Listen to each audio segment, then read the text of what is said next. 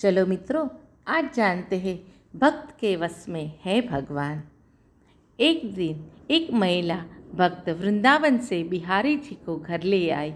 तब उसी वक्त गोलू भी घर के अंदर आता है और माँ से पूछता है कि माँ, ये कौन है? तो मैया ने बोला, ये भगवान है और यही है हमारे मालिक।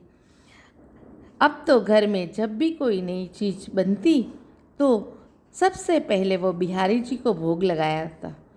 पहले यह सब चीज़ गोलू को सबसे पहले मिलती थी।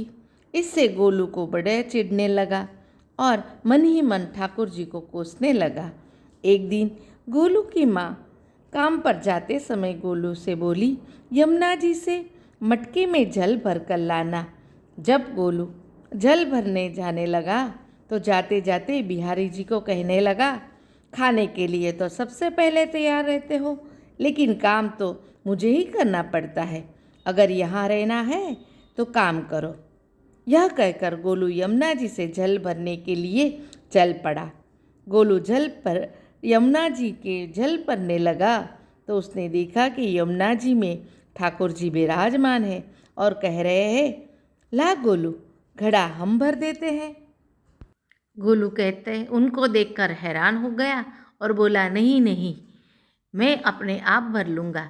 लेकिन ठाकुर जी ने उसके हाथ से घड़ा ले लिया और भर कर घर ले आए। गोलू घर आकर डर रहा था कि अगर माँ को पता चला कि मैंने ठाकुर जी से काम करवाया है तो आज मेरी पक्की पिटाई हो जाएगी। माँ ने घर आकर बिहारी जी को गीले कपड़े में देखा तो एकदम से हैरान हो गई और कहने लगी कि गोलू, यह जरूर तेरी शरारत है, जरूर तूने ही उन पर जल डाला है। गोलू ने अपनी माँ को समझाने की बहुत प्रयास किया, लेकिन माँ ने उसको डांट कर चुप करा दिया और ठाकुर जी के भीगे हुए वस्त्रों को बदलने लगी।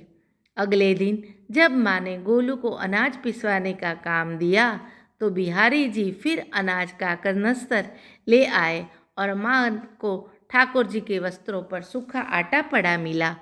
तो माँ ने फिर गोलू को डांट की कि तुझे पता नहीं कि यह हमारे भगवान है और तू भगवान के साथ शरारत कर रहा है। आज तूने फिर से इनके ऊपर आटा फेंका है। तो गोलू शपथ लेकर कहने लगा, नहीं माँ, मैं तो कोई शरारत नहीं की। यह तो मेरे हाथ से गेहूं का कनस्तर लेकर खुद पिसवा कर आए हैं। गोलू की माँ आज बहुत गुस्सा हुई। माँ ने अगले दिन फिर बोली, बेटा गोलू, आज तुम्हारे बाबा बाहर गांव से वापस लौट आएंगे, बस आज का ही एक काम है। तुम जंगल से थोड़ी लकड़ियाँ ले आना। गोलू फिर डर गया, कहीं ठाकुर जी मेरे पीछे पीछे ना आ जाए। गोलू ने माँ को बोला, मैं तो चला जाऊँगा, लेकिन बिहारी जी को समझा ले, वह मेरे पीछे पीछे ना आए। उसकी माँ हंसकर बोली, हाँ हाँ, समझा दूँगी, तुम जाओ तो सही। गोलू जल्दी जल्दी लकड़ियाँ लेने जंगल में चला गया और माँ अपने काम पर चली गई।